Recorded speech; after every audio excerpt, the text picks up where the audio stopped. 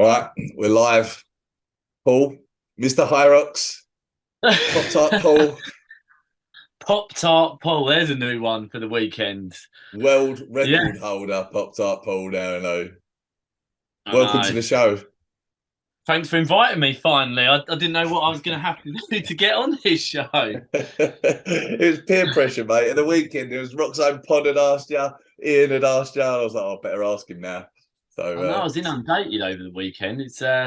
Yeah, I mean, what a weekend. It still hasn't sunk in. It's a very surreal weekend, but a fantastic weekend, and it was so good to see everyone up there and just what a way to close out like the I guess the regular UK Hyrox season as well.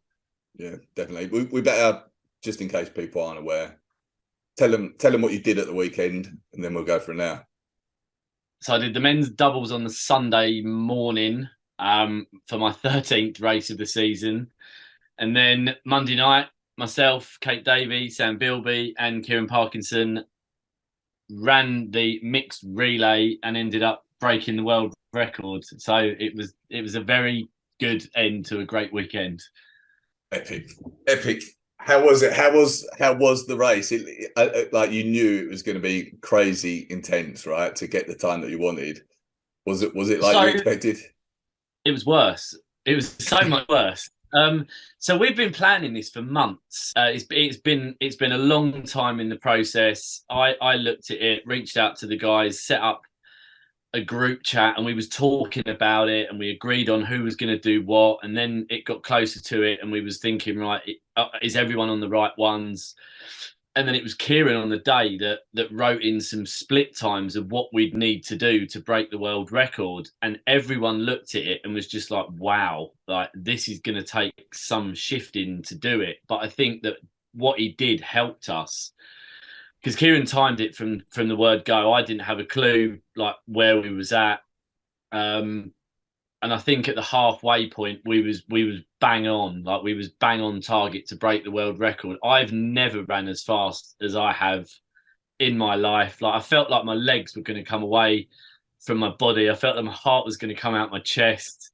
I got into the sled pull, and I think it was either the third or the fourth pull. Like I just, when you're kind of running so hard, or you're working so hard, and you have that like sicky feeling in your mouth. I just felt like that, but I knew I couldn't be the one to let like the three of them down. So I kind of got put through it, ran back to the barrier, tagged Kate, I think it was, and then again the farmers carries that I had. So I had the sled pull and the farmers carries, and there was a few times in the farmers carries where I wanted to drop the kettlebells, but after seeing Kieran go unbroken on the pro weight the night before, and knowing that we was going to be close to it, there was not a chance I was ever going to drop them. But yeah, I mean, I said it was the most exhilarating 53 minutes, as well as the most hard, hot, and horrendous 53 minutes of my life. It was brutal. It was good fun, but it was absolutely brutal, and it was a real mixture of emotions. Like once we'd done it, and because they're so late as well, there wasn't as many people around, and we had the presentation. And within 5 minutes, everyone was gone. Like we was all out the door. Kieran wanted to get back to the hotel, and I shot off, and Kate wanted to get back, and Sam wanted to get back. So within 5 minutes of having the presentation, like we'd all gone. So it was a real kind of wow, like what do we do now? It's definitely not sunk in yet. I really don't think it's sunk in yet, just because I've been so busy since I've been back and straight back into work today. But it's definitely something that I'm never going to forget. It was such a huge achievement, and to do it with like three people that I respect and admire as athletes, and respect and admire as friends as well, is something that's really special. Yeah, yeah. I bet it's also. I mean, there's been some legit relay teams as well recently, hasn't there? It's not just like, oh, it's not. No one's really had a good go at it. There's been some, proper relay teams out there. So to break it is seriously impressive, isn't it? Yeah, as I said, we knew that we had half a chance just because of like with four quick runners. Um, but when it got broken a couple of weeks ago, like I looked at the time and I thought, well, this is going to be tough, because I think they knocked 35 seconds off the previous time. Mm. So for us to then go and do another, I think it was 23 seconds off of their time, was just incredible. It was, yeah, I mean, no one left anything out there. Like, we all knew that we had to give 110% on every single second of what we raced. And I can honestly say that no one left anything out there. It was, yeah, as I said, it was just the most insane race that I've ever been part of. And as much as I do want to do it again, like, I don't want to do it again at the moment. Does it feel like seriously different to doing a doubles, would you say? Oh, 100%. Yeah. I mean, with the doubles, like, because again, I've done a lot of doubles. I've done the mixed doubles and I've done a lot of men's doubles and racing men's doubles in the like the previous morning, sorry. And our first run, which was the fastest lap that we always do, was 3:57. And I felt quite comfortable running that. And I don't know if that was coming off of the back of a men's pro in Malaga 2 weeks ago, but I felt really comfortable running at 3:57. My first run on Monday night, I think, was about 3:26, which for me is really quick, because, as you know, and as a lot of people that watch this show know, like, my background isn't running. Like, I've only been running since the beginning of 2021.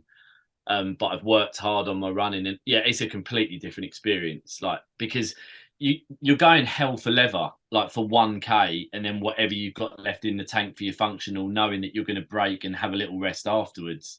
So it's a sprint effectively. I think Kieran's times were like 3:16 and 3:14, which Wow. were just like mind blowing. But yeah, it was great. It was, yeah, it was good. It was, yeah, as I said, it was a special feeling. Yeah, I bet. Well, congrats, mate. It's amazing. It's amazing. And he did it in a Rox Lyfe t-shirt as well, no less. Well, I thought yeah. So I don't know whether that was because I'm thinking, well, are we going to do it or can we do it? And I've just thought, well, why not? Like, why not don the Rox Lyfe t-shirt? And do you know what? It was really comfortable to race in as well. Like, really comfortable. I wasn't. I wouldn't say I was hot, because I'm always hot, but I wasn't any hotter than what I normally like racing. It was a very comfortable racing t-shirt. Good, mate. You can definitely come back on more often. That's already a good sales pitch. We're only 5 minutes in. Yeah, post the link to the shop afterwards. All right, so we'll talk a bit more about London in a minute, but let's, because it is your first time on here, let's talk a little bit more about your background. You're not a runner. You've been a personal trainer though, for what, 17 years or something. Yeah, so 2005, I got into the industry, and I've always been into sport. Like, my dad used to play like reasonably good football when he was younger. My mum, myself, and my brother got into football when we was 6 or 7. Like, I think it was like we was cub. Was it Beavers? I think back then. So that's where we started playing football. So I've always been into sport. I gave up football when I was 28 because I had 2 like really bad ankle ligament injuries. But yeah, got into the fitness industry when I was 25, so I was a fairly late starter to it. Um, I used to go to the gym with some mates, and I always used to take the sessions. And then one day, one of them turned around to me and said, like, "Why don't you? I don't know why you don't do this for a job." Off the back of that, I went and spoke to the trainer that was working at the time, asked him how he got into it and what are the best ways to do it. I then put myself onto a course, which was a 12-week intensive course, which included fitness instructing, personal training, nutrition advice, and sports massage therapy. Quit my job 6 weeks later and then got straight into it. And it's been a real good 17 and a half years, I think it is now. Like, I'd set out to do pretty much everything that I wanted to do. Like, I'd run my own businesses. I've worked and trained with both professional, like, sports people, and worked with both amateur, semi-professional, and professional clubs. I've appeared in a few magazines. I had a newspaper article for about a year in a local like magazine. And then I've trained like hundreds and hundreds of everyday people that have just got general goals, like the majority of us. So yeah, it's been a quick 17 and a half years, but it's been a really like rewarding 17 and a half years. And it's something that I'm still passionate about today than I was like back in 2005, if not more now. And then you discovered Hyrox, became Mr. Hyrox, just mainly because, well, basically, like, how many races have you done now? So this weekend was my 19th and 20th, like, and my first one was October 2021. Wow, Yeah, wow, nice. it's. Do you know what?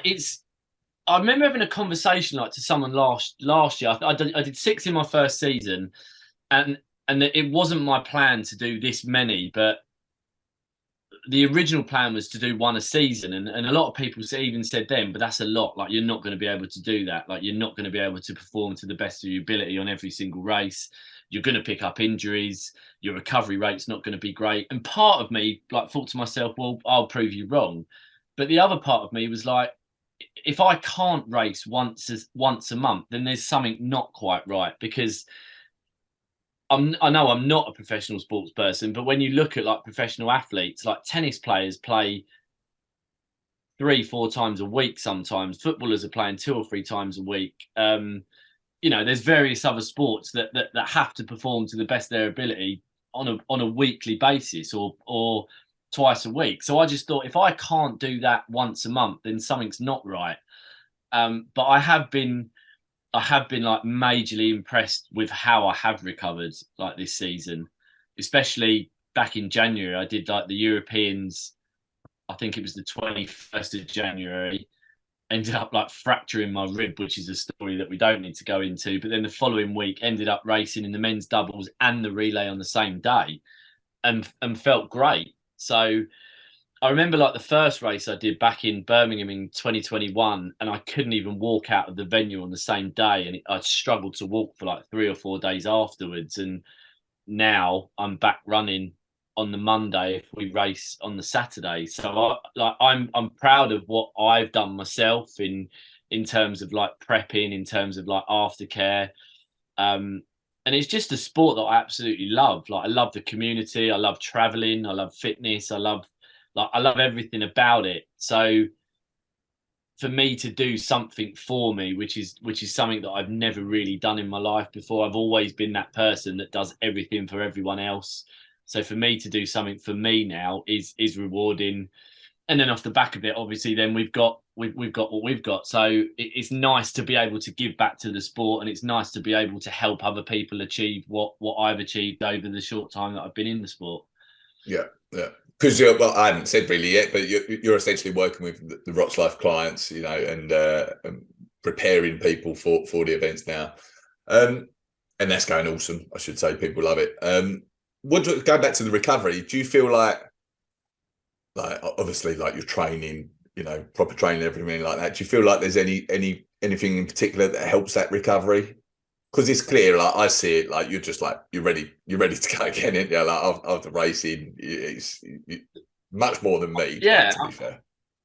I could race again this weekend. Like, I've just come back from the gym tonight, and done a real tough like running interval program, and my legs felt great. Um, I don't do anything different to anyone else. If anything, I probably do like less than a lot of people. Is it the But Pop Tarts? I didn't want to say it. Like, I know you're high. I know you're high into your nutrition. I don't really want to talk about like a really low nutritious food to a qualified nutritionist. But yeah, the magic is in the Pop Tarts. I don't know. Like, I really don't know. I drink like a lot of water. Um, it's what I've pretty much lived on all my life. I'm not a tea or coffee drinker. I don't drink juice. I don't drink squash. There's always been a bit of a running joke where like the only drinks that I drink are either water or wine. Um, but I do drink a lot of water. I do sleep well. I'm definitely someone that maximizes like my sleep. I'm very, very rarely awake after like 9:30, like 10 o'clock at the latest. I like to be off my phone by a certain time and just switch off. And I've done that routine for about 3 years now. So I don't know whether that helps. I never run on the Friday. Like I know a lot of people, especially the elites, like have that shakeout run on the Friday. Like I never do that. Just because I want to go into a race feeling as fresh and as light on my feet as I possibly can. And then I know a lot of people that have a shakeout the day afterwards as well, and I don't do anything. I walk a lot. But apart from that, there's no kind of like secret in it. I don't know whether it's genetics. I don't know if it's. I mean, I've always had like a freakishly good level of fitness, like regardless of like how I've looked in the past, like when I've been bigger or now I'm lighter. Like I've always been able to go at a real like high tempo for a long period of time, which is why the PFTs suit me.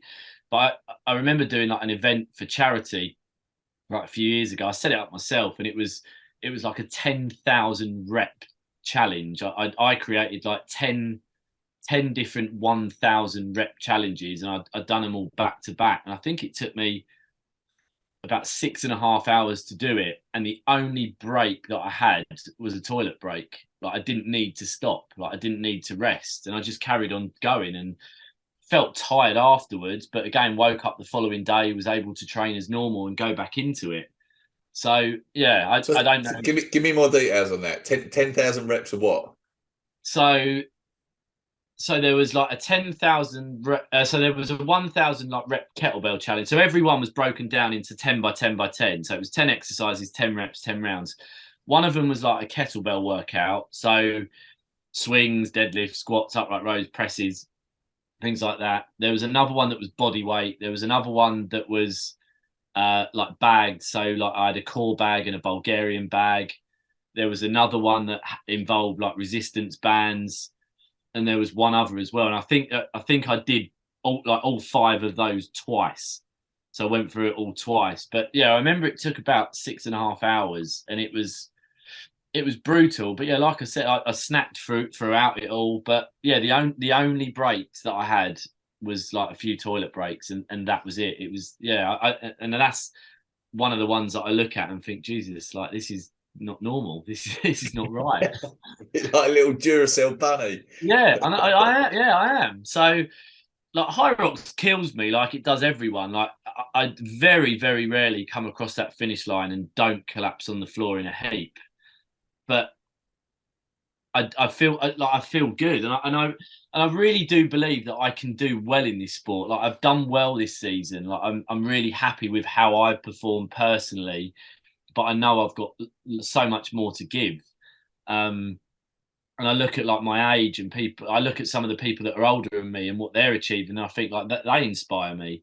Yes, I've had like 2 knee operations and a torn calf, but then a lot of people have gone through like serious injuries and bounced back. So, as much as I'm looking forward to Manchester, and as much as I look forward to this past weekend, and I really loved it, I'm also looking forward to like a summer break, and then like really preparing for an onslaught next season and seeing what I can do. I know I'm not going to be like ever quick enough or good enough to get into the elite, and some people will kind of turn around and say, "Yeah, but you can't say that." Yeah, I can. Like I've done a pro race, and there's not a chance I'm ever going to be as good as those guys. And I take my hat off to those, and fair play to them. But I really think that I can be up there with the best in our age group, both from a singles and a doubles point of view, really. Yeah, nice. All right, cool. So if we talk about let's talk a bit about this weekend in London, over and above your world record, obviously. You've seen a lot of venues, like 20 races you've done. How does Olympia stack up? It's one of my favourites, I think, and I say that more from like a photographic point of view. Like we was in the office, weren't we, when we looked at some of Amber's pictures, and they was incredible. Like how she captured it, and like all that natural sunlight coming in. I thought the track was good. Like the only kind of sticking point, if there was a sticking point, was the pillars on one of the turns, especially like I think it was the first turn coming out. There was some like narrow pillars there. But overall, I thought it was great. I thought it was fantastic. It was very easy to navigate round. Like the obviously the functionals were all in like numerical order, going from one end to the other. But the venue itself, I loved it. It's I still don't know if Manchester is my favourite or or Olympia is now, just because of like the amount of sunlight that came into it. So it'd be interesting to see like how I look at Manchester when I'm up there again in a few weeks' time. But yeah, it's probably out of those two for me in terms of like favorite like venues. Glasgow was good, like it was a good track, but in terms of like venues and lighting and surroundings and whatnot, and with the mezzanine floor as well, I thought that was brilliant. It was so nice. Like so it took the atmosphere away from the floor, but then at the same time, like you were still close enough to the action. And if you wanted to get away from the noise, all you had to do was go upstairs. So I spent a lot of time upstairs, like looking down, and I just thought it was great. I thought it was fantastic. I think for me that like that mezzanine floor like makes it top Manchester for me because like Yeah, spectating in Manchester isn't that great either, is it? It gets a bit no, crowded down there. yeah, So to be able to see that from above was class, I thought. yeah. And some of You, the you pictures from above, like, were fantastic. It was so good to see. yeah, you just were mentioning the atmosphere. I mean, it might have been different. Like you were obviously off pretty much first thing on the Sunday, but I think that's the best atmosphere I've raced in actually. On the like, I mean, I was midday Sunday and it was like banged out in there, but on the runs, literally so many people around the side. The atmosphere was class. The best I've had in the Hyrox, definitely. Yeah, for me, but like I think that the best atmosphere that I've had was Glasgow, and I think that will be tough to beat. It was London was good. Don't get me wrong. Like London was fantastic, and even in the relay, like the amount of people that were cheering for us that late at night, whether or not they knew us as like athletes, or they knew that we was going for the world record, but we had some incredible support like that late in the evening. And during the day, it was great, but like Glasgow was insane. Like again, I did the mixed doubles in Glasgow, got there early, and I've never seen a venue so busy so early on. It was just rammed from like minute one to like the last second. But yeah, I mean, London was, as I said, London was fantastic. It was a great venue. I was there pretty much from like start to finish on both days. So saw a lot of it, and as I said, it was great. It was brilliant to be part of. What did you what did you think of the running track? I know I spoke to a lot of people and there was like fairly mixed views on it. What was your opinion on it when you were racing?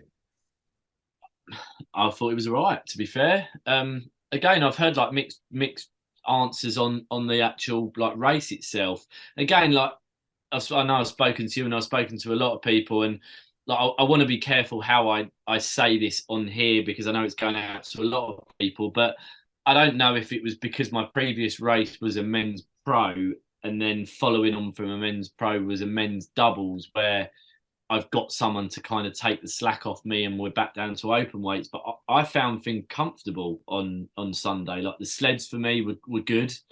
Um, the wall balls were great. Like they've been my nemesis over the season. I've got a very love hate relationship with those. But I thought the runs were good. Like I looked at our split times, and yeah, I was happy with them. Um, I had no issues. Like I didn't have any. Like I've got no issues from the weekend. Like I enjoyed it. Um, yeah, I thought it was good. Like I said, I was happy with what we did. I was happy with the split times. I was happy with the course.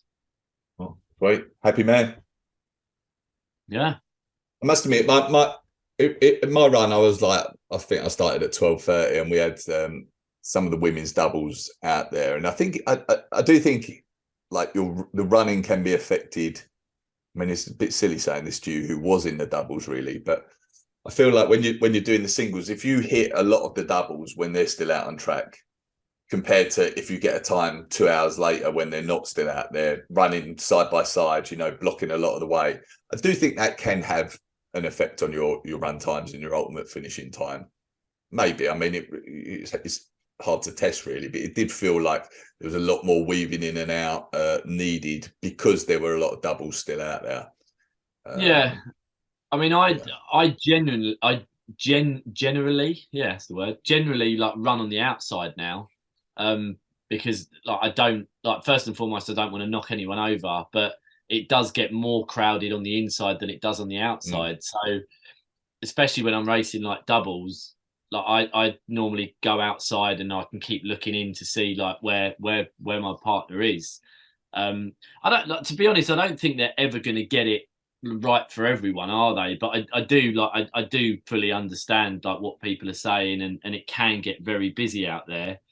Um, but like I said, like I personally I didn't have any issues. Yes, it was like very busy because we was the third wave out, and there was just a whole host of men's doubles teams. But I didn't bash into anyone. I didn't feel that I had to slow down anywhere. I didn't really weave in and out too much, and I don't know whether that was because I stayed on the outside where it was a little bit clearer. I don't know. Okay. And sled wise, you thought they were okay. Again, there was a bit like mixed views on the sleds, I thought, on the day. And I have looked at the like the stats, and it doesn't look like they were overly slow. Certainly not fast, but not overly slow. What was your opinion on them? I, Again, I don't like using the word, but I did find them like relatively easy, like relatively straightforward. Again, I don't know if that's the socks that I now wear that kind of give me that extra bit of grip. I don't know if it's the work that we've done on the sleds. I mean, I've been training pro weight since January, and I've done like a lot of volume training like with pro weight since January. So I don't know if that's helped. But I've never really had an issue. I didn't really have an issue in the pro weights in Malaga. Like I had to change tactic a little bit, but that was something that I wanted to do to protect my legs on the push. But the pull, no, I didn't feel that it was 50 kilos difference in Malaga compared to what I normally do. Mm. So yeah, maybe there's like the odd track still. I know Barcelona wasn't kind to me, and it wasn't kind to a few others. And I know that there was certain lanes I think that wasn't right for whatever reason. And I do think there was a few like issues on. But then I don't know. Like I might be just kind of saying stuff. I don't know. Like the sleds might be worn now, the carpets might be worn now as the day goes on. Obviously, like the amount of people that use the sleds. I know I went to like one of the races. I can't remember where it was, and I see someone literally running with a sled, and I'm thinking, Jesus, this is going to be quick.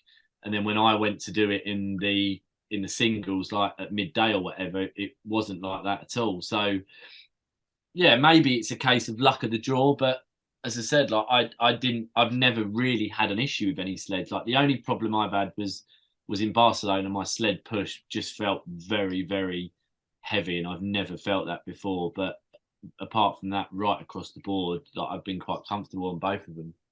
Yeah, there's it. It's probably worth mentioning like we talked a lot before about venue to venue differences, but it does sound like potentially like we know Kate Davey. It felt like she got a bad sled on Sunday, and she was in lane one, wasn't she? She was the first in lane one, and I know Yeah, that I've got a friend who was in that lane as well, and she was like it was a rough sled, and I yeah, think Tom and Dina Hogan got that lane as well, and Tom said that in the mixed doubles where he's essentially using men's open weight for that sled, he said it felt like the men's pro weight. So it has left me wondering whether like even lane to lane, like yeah. it can differ, and that might be because of the carpet, whatever the sled, whether it's worn under it. I don't think it's not even necessarily venue to venue we're talking about anymore. It could be literally lane to lane. Yeah, it could be.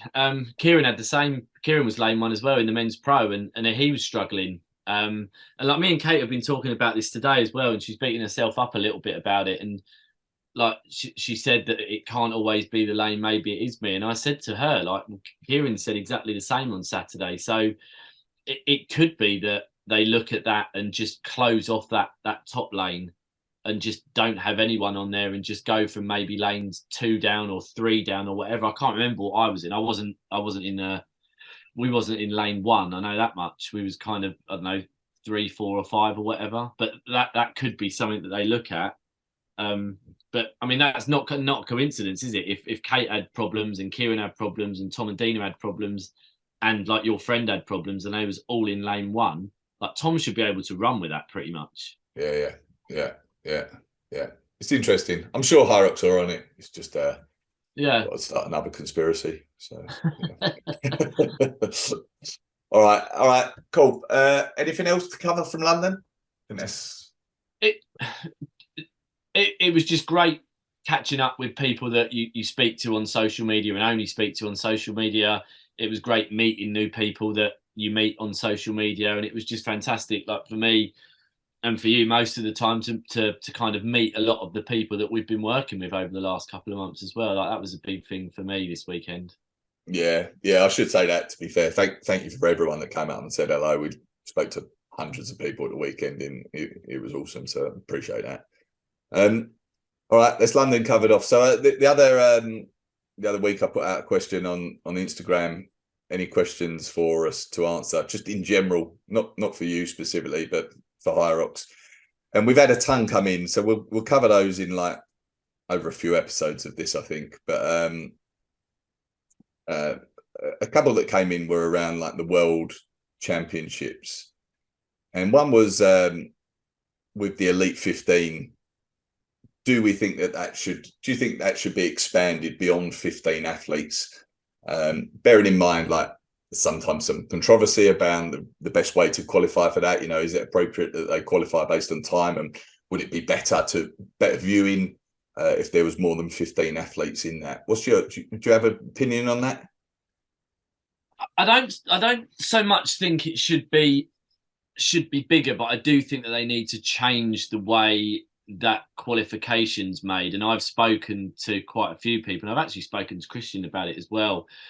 And my view is that there should be kind of like an elite series where a few times a season, 4 or 5 times a season, I don't know, in various different countries, or as we're growing globally, in various different continents, there's an elite series race.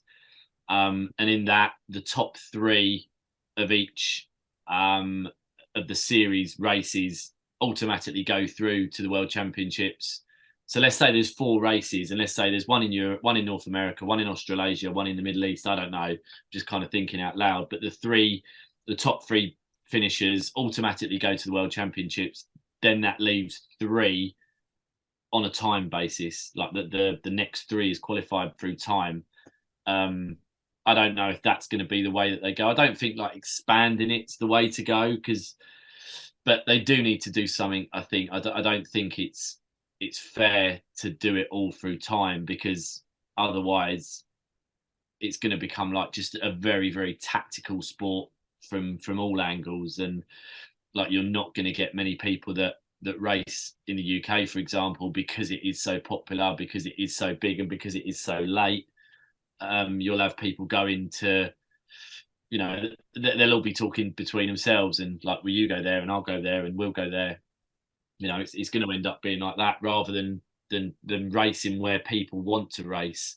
So yeah, I do like the elite series. I know they do it in athletics, don't they? Like the Golden League or whatever it was. So, and that could be, I guess that could be open to more people. Like that elite like series race could be open to more. So that could, like the top 30 times, for example, are invited to race in that elite series race.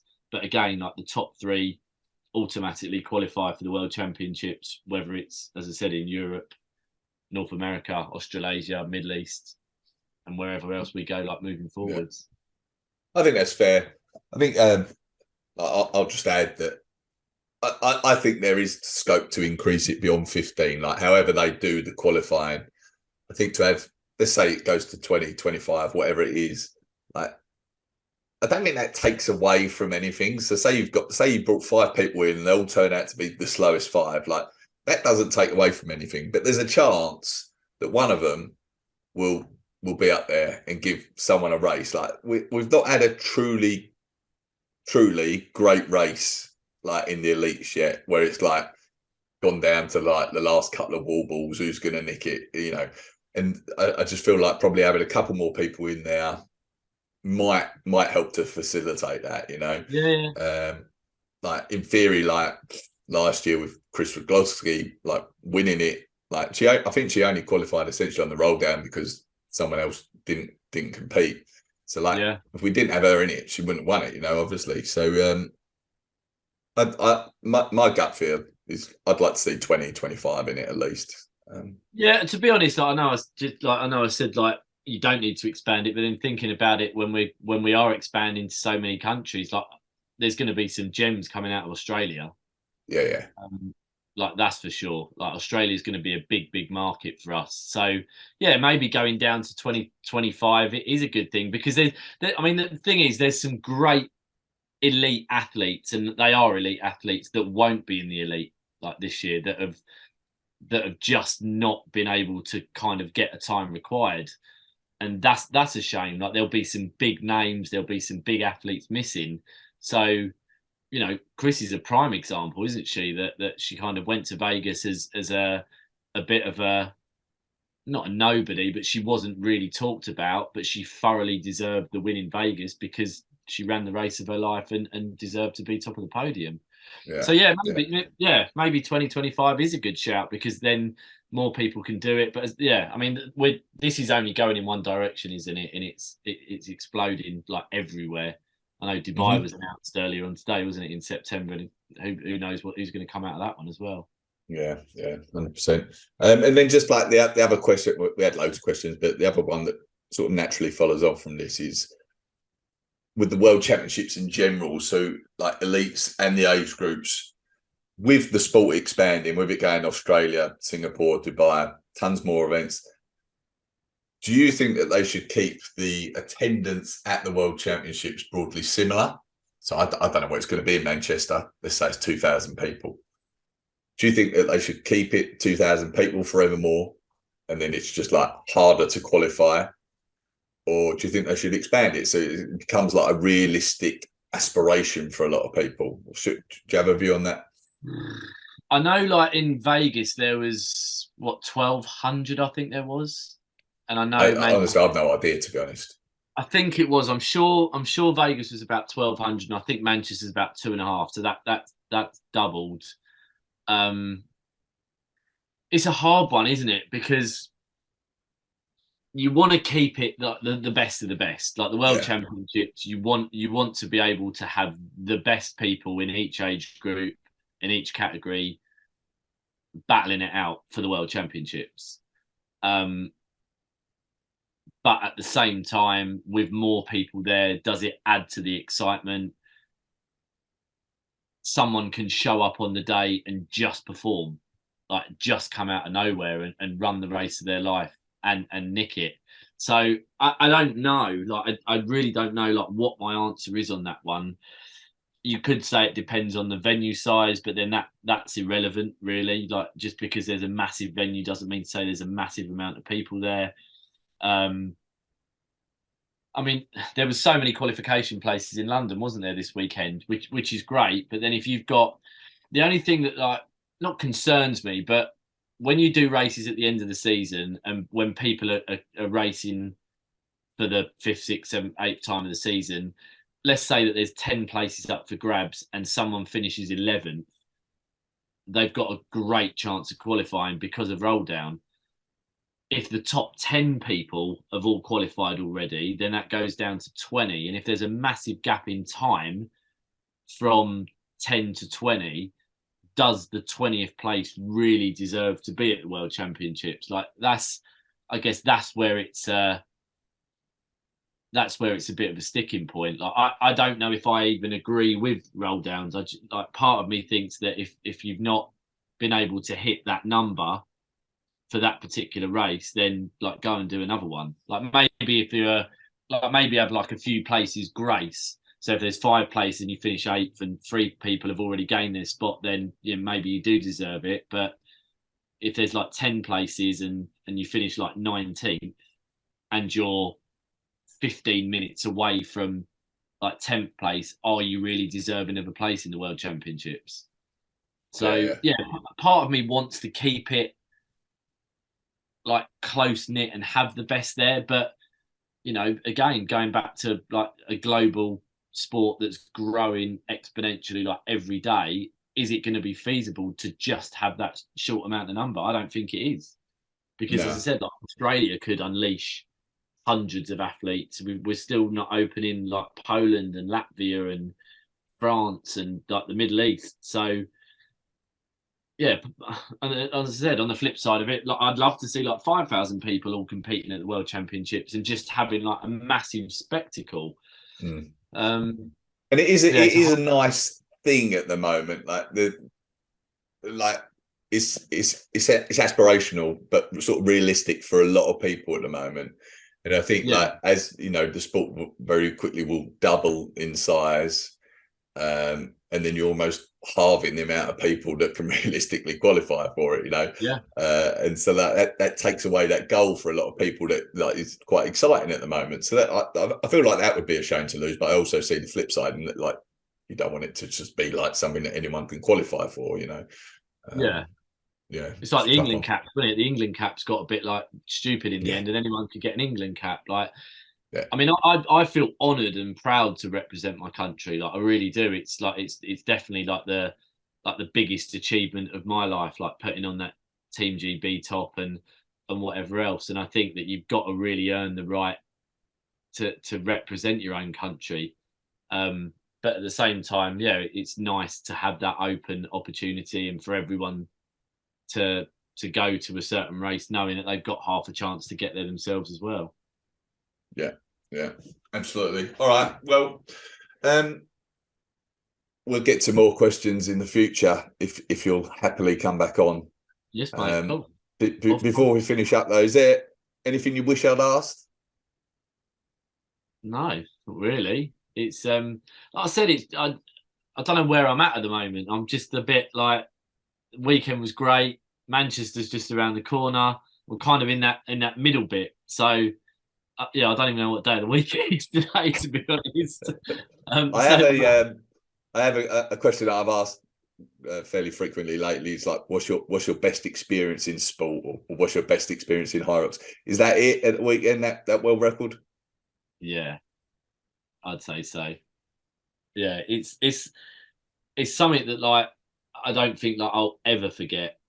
Um, just as I said, like just I guess coming from like a non-running background and being able to compete in a sport like Hyrox was good for me. Like it's big for me. Going to Basel in September and winning like my first race was something that I didn't think was going to happen. Representing my country like last year in Vegas, I didn't think it was ever going to be possible to do something like that.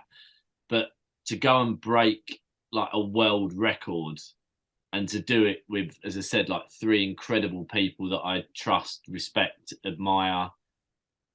It, yeah, it blows my mind. Like you said, there's some good people that have tried it, like some real good people that have raced it. I mean, we beat the men's relay team by nearly a minute on Saturday as well, and there was no like slouches. Like there was some No. serious like people running in the men's relay.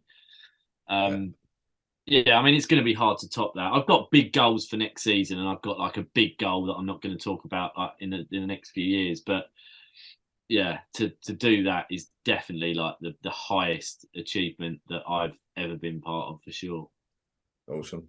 Awesome. Yeah, All right. Well done, mate. It's amazing thank to you. see. Thank you for coming on. This has been great. Where do you want people? You've got about 1 million followers anyway, ain't you? So do you want to send some more followers over to Instagram? The thing is, like, people talk to me and it's like, oh my god, you've got such a big following, and how have you built it up? Like, most of them are probably fake accounts and bots anyway. And I never look at it. Like, I'm someone that I don't look at who's liked posts, and I don't look at who's like liked stories. Like, if someone's commented on a post, then I'll react to it and I'll reply to it. But if I've got like whatever I've got on there, if I've got 50 on there, it doesn't bother me. But yeah, by all means, like head over there. It's just like Paul Gillingham underscore on Instagram, and it's just me sharing my journey with the occasional stupid selfie photo of me, like even in a gym or in a park or doing something silly. Really. By occasional, you mean daily? I haven't actually done one today, so and I'm not going to do one today. So yeah, but most of the time, yeah, they are stupid photos of myself. All right, sweet. And also, I should say, if you're interested in being coached by Paul in preparation for your next Hyrox, then go to roxlyfe.com/coaching, apply there, and we can sort that out. No problems. Yes. All right, sweet. Appreciate this. Thank you, mate. And I'll talk to you again soon. Take care, everyone. Perfect. Thank you, Greg.